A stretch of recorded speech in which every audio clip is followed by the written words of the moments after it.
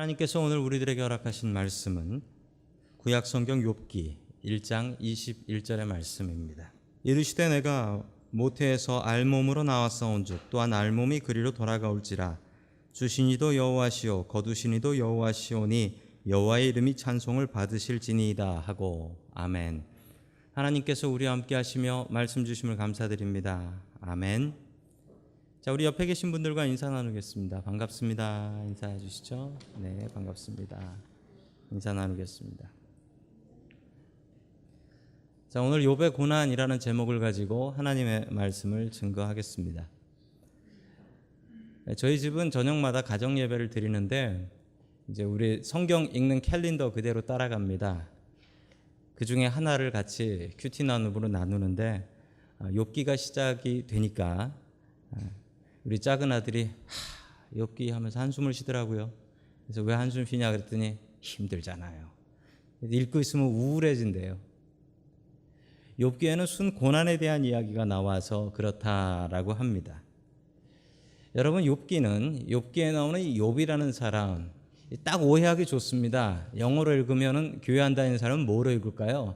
The Book of Job 하면 취업 설명서, 직장을 어떻게 얻는가, 딱 그렇게 생각하기 좋아요. 이 욥이라는 이름의 뜻은 미움받는 자, 박해받는 자라는 뜻이 있다라고 합니다. 어쩌면 그렇게 맞는지 그의 이름대로 삽니다.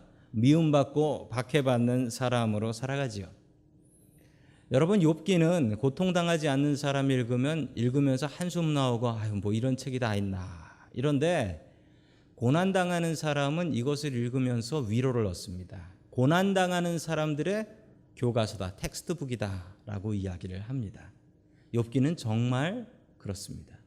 여러분들이 힘겹고 괴로울 때 욥기만큼 여러분의 마음을 이해해주고 또 욥기만큼 우리의 고난 속에서 어떻게 빠져나갈 수 있을까를 방법을 알려주는 책은 없다라는 사실입니다. 여러분, 욥이 살았던 동네가 우스라는 동네인데 성경에 우스라는 동네가 잘 나오지 않죠. 우스라는 땅은 어디냐면 여러분 화면에서 보시는 지도에 나오는 내용처럼 이스라엘과 요르단의 경계가 있는 그 옛날 에돔이 살았던 에돔의 지역이 우스라는 지역입니다. 한참 전에 살았던 사람인데 욥은 아마 아브라함이나 이삭이나 야곱 이때쯤 살았던 사람인 것으로 추정을 하고 있습니다. 자, 무슨 이야기가 있길래 욥기는 42장까지 이렇게 길게 썼을까요? 첫 번째, 하나님께서 우리들에게 주시는 말씀은 하나님을 경외하라 라는 말씀입니다. 하나님을 경외하라.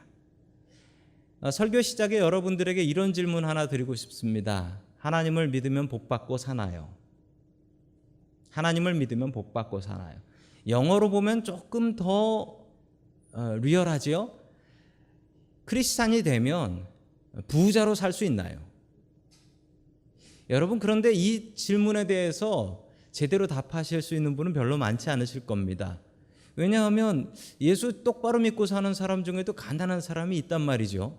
예를 들어서 지금 저를 보셔도 그렇겠죠. 우리 목사가 예수를 똑바로 안 믿어가지고 저렇게 사는구나 라고 생각하시는 분은 별로 없으시죠.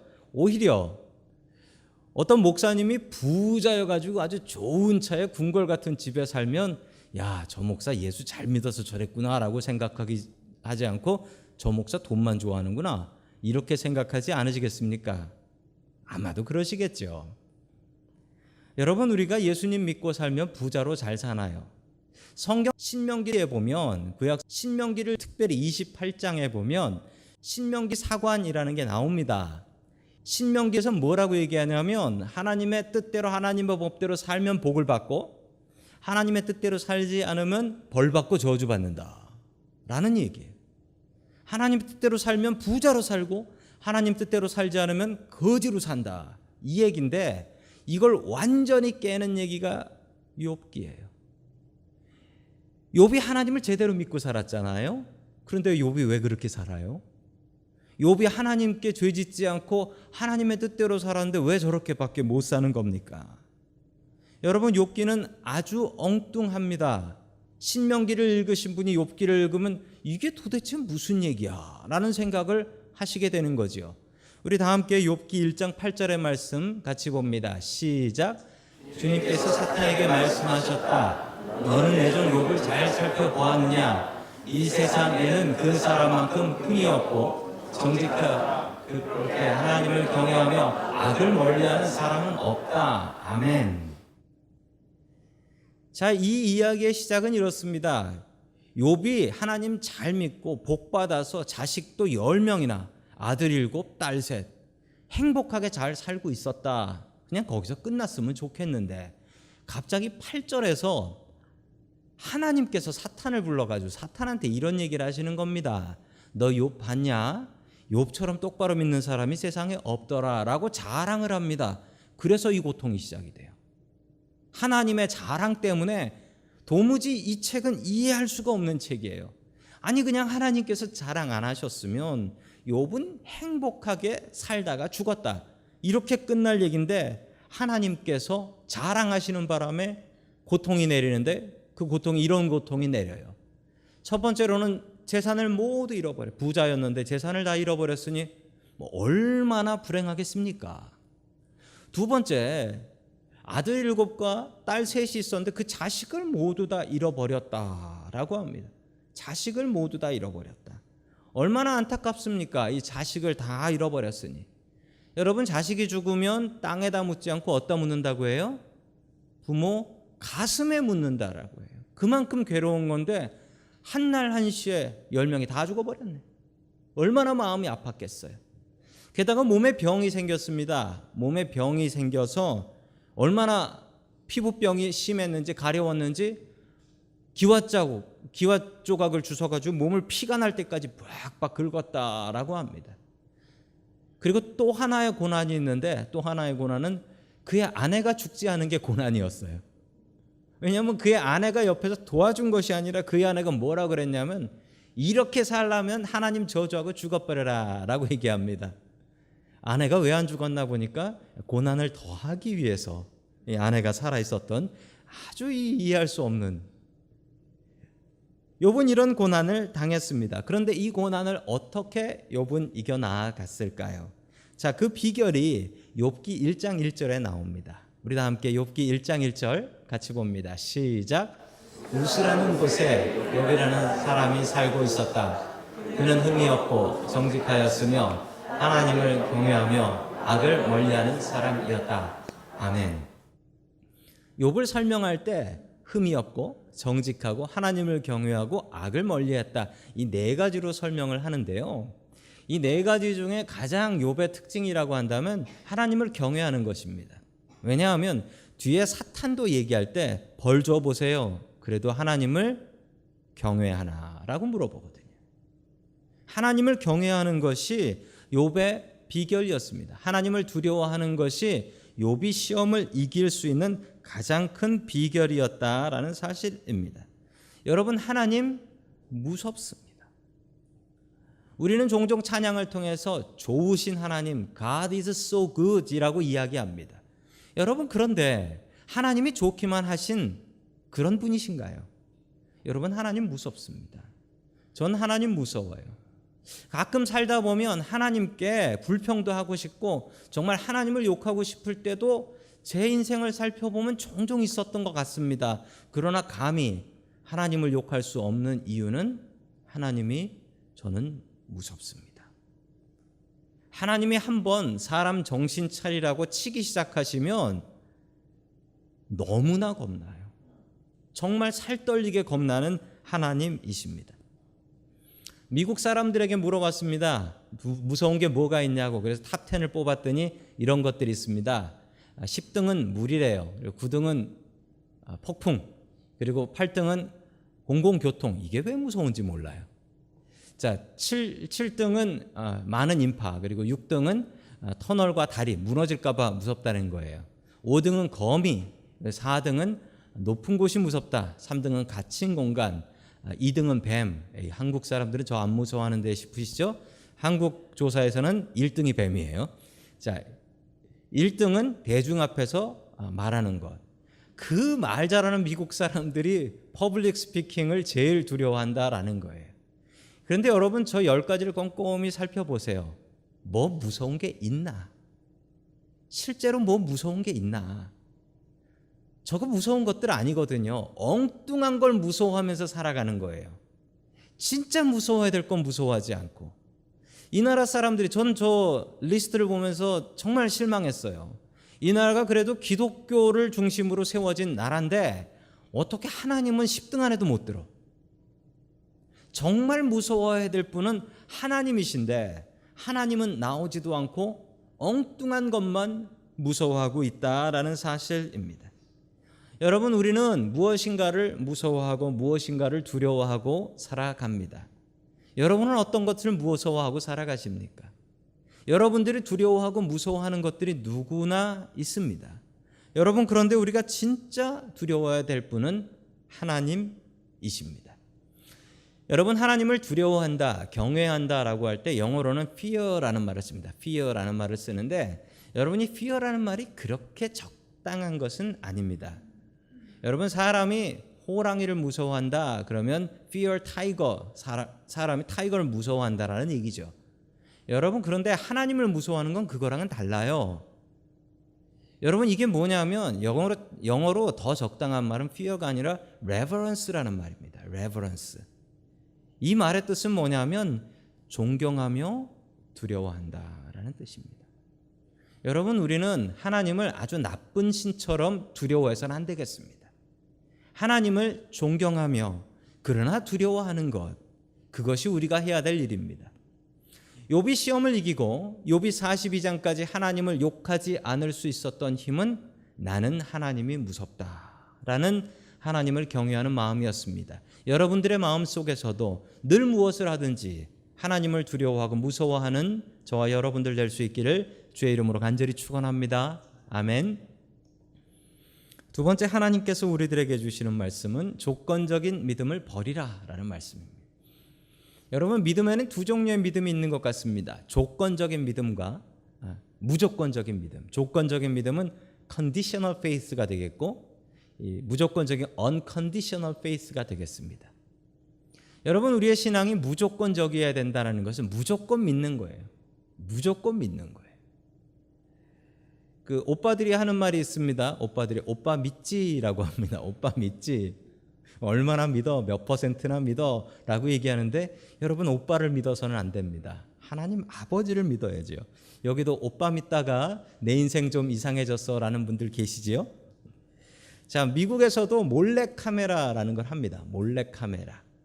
몰래카메라라는 걸 하는데 그 몰래카메라 중에 이런 얘기가 있었습니다. 뭐 자주 하는 거긴 한데 그 여자들한테 장난을 치는 거예요. 한국말로 김치녀라고 들어보셨어요? 김치녀? 김치녀가 뭐냐면 어떤 여자냐면 김치를 좋아하는 여자가 아니고요. 돈만 밝히는 여자를 김치녀라고 해요. 돈만 밝히는 남자를 김치남이라고 하고요. 근데 영어로는 이거를 골드 디거라고 하더라고요. 골드 디거. 금 캐내는 사람이라고 해서 그 TV에서 이런 장난을 했습니다. 어떤 장난이냐면 좀 짓궂어요. 몰래 카메라를 숨겨놓고 몰래 카메라를 하는 건데 이 어떤 장면이냐면 뭐 키도 작은 남자가요. 키도 작은 남자가 뒤에 보면 고물 자전거가 있거든요. 이걸 길에서 타고 놀아요. 뭐 키 작은 사람이 고물 자전거를 타고 놀면 얼마나 웃기겠어요. 그러다가 예쁜 여자가 있으면 가가지고 시간 있냐라고 물어보면 100이면 100 뭐라 그럽니까? 시간 없어요라고 하죠. 그럼 너 전화번호 좀 알려주라. 그럼 전화를 들고 있으면서도 나 전화 없어라고 합니다. 나 전화 없어. 이거 내 전화 아니야. 빌린 거야. 나 전화 없어라고 해요. 그러니까 여자가 관심이 없잖아요. 뭐 키 작은 남자가 자전거 타고 이렇게 쫄래쫄래 다니면서 시간 있어? 전화번호 좀 줘라고 하면 그걸 누가 알려주겠어요. 아주 짓궂어요. 그런데 시간 없다고 하면 그래 알았어 라고 하고 저 자전거를 옆에다 세워놓고 저 옆에 있는 람보르기니를 열고 저 람보르기니를 타는 거예요. 그럼 여자가 눈이 동그래져 가지고 Is this your car? 그러면서 이거 네 차니? 그러면 내 차야. 왜? 나 좀 태워주면 안 돼? 그때 막 여자가 마음이 바뀌는 거예요. 여자가 마음이 바뀌면은 내가 시간 없어. 저걸 저렇게 카메라로 찍는 거예요. 그럼 100이면 100이고 다 당해요. 여러분, 키 작은 사람이 자전거 타고 가는데 전화번호 달려면 줄 사람이 어디 있겠습니까? 없지요. 근데 갑자기 저 고급 스포츠카를 보면서 이거 네 차야? 나 좀 태워주면 안 돼? 이렇게 바뀌는 게 이게 사람의 마음이지요. 사랑이 무조건적이어야 되는데 여러분 조건적으로 변합니다. 조건적으로 변해요. 남편이 직장 잃어버리고 남편이 돈 못 벌면 이혼하는 경우 참 많습니다. 힘들고 어려워도 같이 살자고 결혼하는 건데 조건이 바뀌니까, 남편의 조건이 바뀌니까 같이 못 살아라는 거예요. 같이 못 살아. 여러분, 사랑이 조건적으로 바뀝니다. 갑자기 저 비디오를 제가 인터넷으로 보면서 막 화가 나더라고요. 왜 키 작은 사람을 저렇게 대접을 하는지. 그리고 제 아내가 무척 고맙더라고요. 제가 직장도 그만두고 가장 돈 없었을 때 만났던 사람이었기 때문에 제가 아내를 업고 다녀야 되겠다라고 생각하지만 제가 아내를 업어봐야 다리가 질질 끌릴 것 같아서 못 업습니다. 자, 우리 다 함께 욥기 1장 9절의 말씀 같이 봅니다. 시작. 그러자 사탄이 주님께 아뢰었다. 욥이 아무것도 바라는 것이 없이 하나님을 경외하겠습니까? 아멘. 사탄이 기가 막히게 알아봅니다. 사탄이 뭐라 얘기합니까? 하나님, 욥의 믿음은 조건적 믿음입니다. 하나님이 잘해주시고 복 주시고 저러니까 저렇게 하나님 좋아하는 거지요. 하나님이 벌 주고 저주 한번 내려보십시오. 저 욥이 하나님 욕 안 하나? 이때부터 욥을 향한 몰래카메라가 시작이 됩니다. 42장짜리 몰래카메라가 시작되는 거예요. 여러분, 하나님께서 좋은 것 주실 때만 하나님이 아닙니다. 하나님께서는 때로는 우리에게 어떤 이유인지 모르지만 우리에게 고통을 주실 때가 있습니다. 여러분, 그때도 하나님을 믿어야 그게 믿음이지요. 진짜 믿음은, 진짜 친구는, 여러분, 내가 돈 있고 능력 있을 때 친구가 진짜 친구가 아니죠. 진짜 친구는 내가 망하고 힘들었을 때 나 도와주는 사람이 진짜 내 친구지요. 여러분, 진짜 친구 되기 참 쉽습니다. 참 쉬운 게 뭐냐면 주변에 힘들고 망했던 사람 있으면 연락하시면 돼요. 그러면 진짜 친구 되는 거예요. 어렵다는 사람 있으면 찾아가고 그 사람 위로해 주면 됩니다. 그 사람 돕는 거 어렵지도 않아요. 작은 도움도 너무나 고마워해요. 그리고 그런 사람들은 얼마나 전도하기도 쉬운지 몰라요. 잘 되고 능력 있는 사람은 뻣뻣해가지고 전도하기도 너무 힘든데 힘들고 어려운 사람은 전도하기도 너무나 쉽습니다. 여러분, 우리가 가진 믿음이 어떤 믿음입니까? 조건적인 믿음입니까? 무조건적인 믿음입니까? 요즘 샌프란시스코 길에 나가보면 참 안타까운 모습을 봅니다. 노숙인들이 너무 많아요. 너무 많아도 많은 정도가 아니에요. 너무 많아요. 뭐 동네가 날씨가 좋기도 하지만 날씨가 들어보니까 샌프란시스코 노숙인이 노숙인들의 꿈이래요. 왜냐하면 날씨 좋은 곳에 얼어 죽지 않는 곳이다. 이쪽에 있는 노숙인들이 또 부러워하는 건 하와이 노숙인들을 또 그렇게 부러워한대. 원웨이 티켓 끊어가지고 하와이 가는 게 또 소원이라고. 또 하와이 정부에서는 원웨이 티켓 끊어서 노숙인들 무트로 내보내는 게 또 꿈이래요. 서로 다른 꿈들을 꾸고 있습니다. 노숙인들 중에 개들을 끌고 오는 분들이 있어요. 여러분, 개팔자라는 말이 있죠. 개팔자 그런 데 쓰는 말 아니에요. 주인이 노숙인이면 개도 노숙인. 화면 보시면 저거를 개팔자라고 할 수 있을까요? 주인이 노숙하니 나도 노숙한다라는 거예요. 개들이 따라와 가지고 주인은 닭죽 이렇게 먹는데 개는 그냥 구경만 하면서 쓱 가요. 줄은 서는데. 그걸 보면서 야, 너는 주인 잘못 만나가지고 길에서 노숙하냐? 그런데요, 여러분, 그 노숙하는 개가 저렇고 담요 뒤집어 쓰고 노숙을 해도요 도망을 안 가요. 여러분, 저게 고양이였으면 어떻게 됐을까요? 고양이는 고향으로 도망갔을 겁니다. 길에 사는 고양이들은 혼자 살면 살지 주인 따라다니는 경우 없어요. 여러분, 한국말로는 개 같다라고 하면 욕이지요. 그런데 그런 말이 왜 나왔는지 모르겠습니다. 여러분, 주인이 노숙을 해도 같이 노숙할 수 있는 것, 주인이 무엇을 주시던 그냥 받아 먹을 수 있는 게 개인데, 여러분, 그런 의미에서 우리 옆에 계신 분들과 이렇게 한번 인사해 주시면 좋겠습니다. 개처럼 믿읍시다. 여러분, 우리가 개처럼만 믿어도 얼마나 잘 믿는 건지 몰라요. 주인이 주시는 대로. 욥의 마음이 바로 그 마음입니다. 하나님께서 주시면 받고 안 주시면 안 받고 주신 분이 뺏어가면 그냥 뺏기고, 이 마음이에요. 이 마음이에요. 욥이 고통을 통해서 알았던 것이 두 가지가 있습니다. 첫 번째로는 하나님은 하나님이다. 하나님은 하나님이다. 내가 조정할 수 없다. 하나님이 주시면 받고 안 주면 못 받는다. 그리고 두 번째로는 이 고난 중에 나는 하나님 붙잡는다. 이거예요. 고난을 주시면 받고 고난 주신 다음에는 하나님 의지한다. 이걸 배웠던 거예요. 어떤 청년의 이야기입니다. 25살 먹은 청년이에요. 25살 먹은 청년인데 이 청년이 결혼할 여자가 생겼습니다. 결혼할 여자가 생겨서 그 결혼할 여자와 결혼하려고 날까지 다 잡아놨어요. 그런데 이 결혼하기로 한 여자친구가 수영을 하다가 물에 빠져 죽었네. 수영을 하다가 물에 빠져 죽어버렸어요. 너무나 안타까운 이 남자는 장례식을 마치고 집에 들어가서 방 안에서 나오지도 않는 거예요. 그걸 어머니가 보시면서 얼마나 마음이 아팠겠어요. 너무나 마음이 아파가지고, 아들아, 죽은 사람은 죽은 사람이고 너는 살아야지. 너는 나가서 살아야지. 친구들도 좀 만나고 그러렴. 그러면 이 아들이 이렇게 얘기했대요. 어머니, 나는 평생 혼자 살 겁니다. 난 친구 필요 없고 나는 평생 혼자 살 겁니다. 이렇게 방 안에만 박혀 있더라는 거예요. 얼마나 어머니가 마음이 아팠겠어요. 너무 마음이 아파가지고 계속 이야기를 해도 듣지를 않는 거예요. 그러던 어느 날 어머니가 기도하며 아들에게 이렇게 얘기했습니다.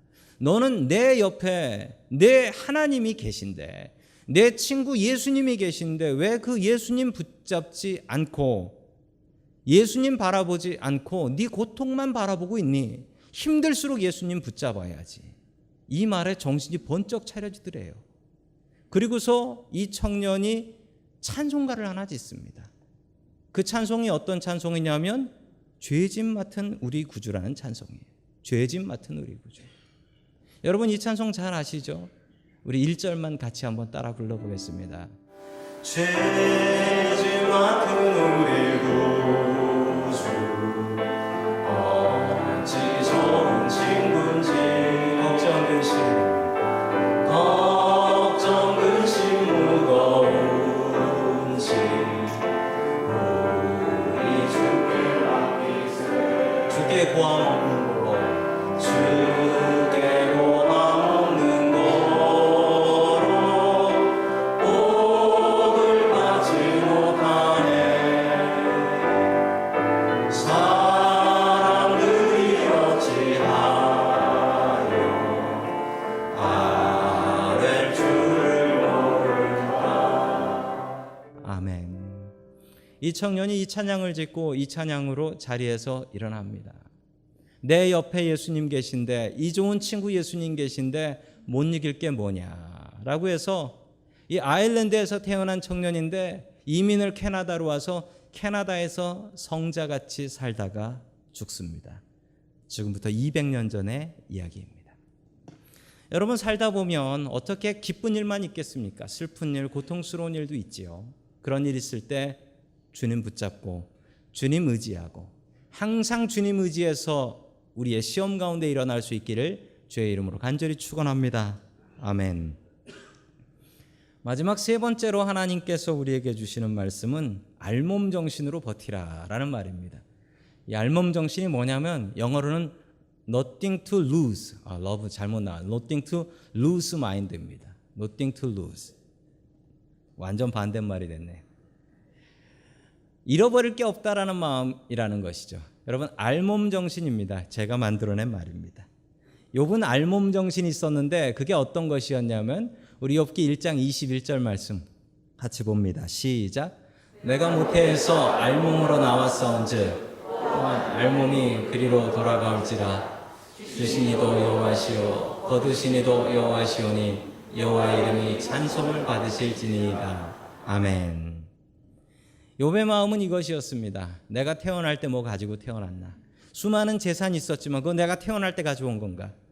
내 자식 열이나 있었지만 그 자식 나 태어날 때 있었던 건가? 내 안에 내가 태어날 수 있었던 사람인가? 아니다. 아니다. 내가 태어날 때 아무것도 없이 나와서 얻었다가 다시 하나님께서 가져가신 건데 내가 어찌 불평하랴. 내가 잃은 것이 없는데 무엇을 불평하겠냐는 거예요. 그만큼 누렸으면 된 거지. 그만큼 잘 썼으면 된 거지. 내가 지금 잃어버렸다고 이것으로 낙심하랴. 이 마음입니다. 여러분, 이게 알몸 정신이에요. 이 마음이 있어야 됩니다. 여러분, 미국에 이민 오실 때 여러분들 어떻게 오셨습니까? 이민 오실 때 영어 아주 잘하셨습니까? 그리고 돈은 평생 먹고 살 만큼, 그리고 미국에서 먹고 살 기술 가지고 오셨습니까? 여러분, 그렇지 않고 오신 분들이 대부분이시잖아요. 영어도 제대로 못하고 오셨고 또 먹고 살 터전도 기술도 없이 오신 분들 많으시잖아요. 저 이민 온 선배들한테 이런 얘기 참 많이 들었습니다. 이민 올 때는 아무것도 없이 와야 성공해 라는 얘기 많이 들었습니다. 왜 그런가 보니까 돈 좀 가지고 오고 의지할 사람 있고 그러면은요, 와가지고 일하지 않고 그 돈 의지한다라는 거예요. 왜냐하면 내가 영어도 힘들고 나가서 일하기도 힘드니까 아유 그냥 있는 거나 파먹고 살자 이런다라는 거예요. 여러분, 그분들한테 필요한 건 뭡니까?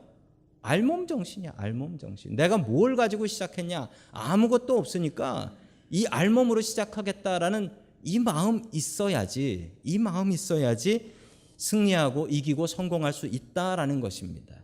이민사회를 보면 정말 그런 것 같습니다. 정말 그런 것 같아요.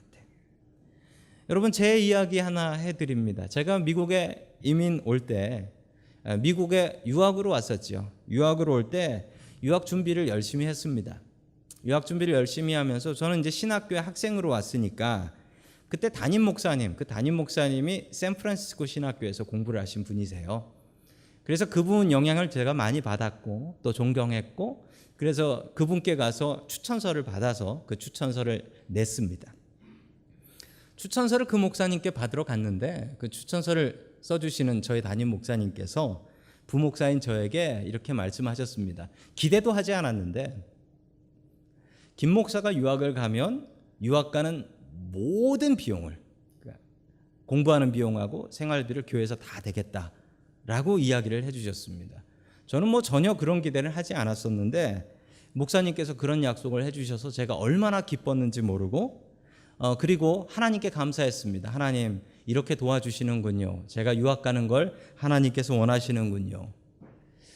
그런데 유학 갈 날이 다가오는데 한 달 앞이 됐는데도 그 목사님께서 아무 얘기가 없으신 거예요. 그래서 제가 그 목사님을 찾아 들어갔습니다. 들어가서 그게 어떻게 된 거냐고, 목사님 어떻게 하면 될까요? 라고 여쭤봤더니 그 목사님께서 이렇게 말씀하시더라고요. 유학비 대주는 건 없던 거로 하세. 하나님 의지하고 나가라고 그러더라고요. 그때 그 하나님 의지하라는 말이 얼마나 미웠는지 몰라요. 목사가 하나님 의지하라는 말을 들었는데 화가 나더라고요. 그게 안 대주겠다는 거잖아요. 안 도와주겠다. 제가 샌프란시스코 땅에 처음에 왔을 때 제 마음속엔 분노가 있었습니다.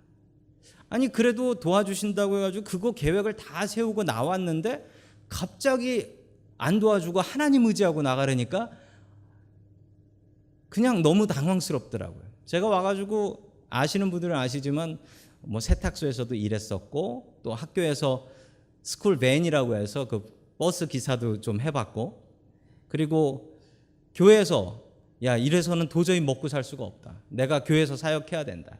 전에는 그 교회에서 지원을 해주면은 제가 교회 사역하지 않고 공부만 할 수 있겠다라고 생각했는데 그런 게 어디 있어요. 제가 처자식 먹여 살려야 되는데 하나님 일 해야 된다. 그래가지고 제가 저희 교회 왔잖아요. 그때 오지 말았어야 되는데 하는 눈치세요. 그때 지원을 해야 되는데. 정말 힘들게 살면서 제가 불평이 많았습니다. 그때. 근데 지나놓고 생각해 보니까 그게 하나님께서 하신 거더라고요. 그때 그렇지 않았으면 제가 지금 어디서 무엇을 하고 있을까 생각해 보니까 아찔해요. 유학생들 중에 든든하게 지원받아서 교회 사역 안 하는 분들도 있는데 그런 분들 잘 안 되더라고요. 하나님께서 나 잘 되게 하려고 그러셨구나라는 마음이 버뜩 들었습니다. 그래서 그 다음에 한국을 들어갈 일이 생겼는데 한국 들어가서 그 목사님 찾아가서 넙죽 인사드리고 감사합니다라고 인사드렸습니다. 그분은 왜 감사한지는 몰라요. 그런데 어쨌든 감사해요. 그리고 제가 회개한 것은 제가 사람을 의지했더라.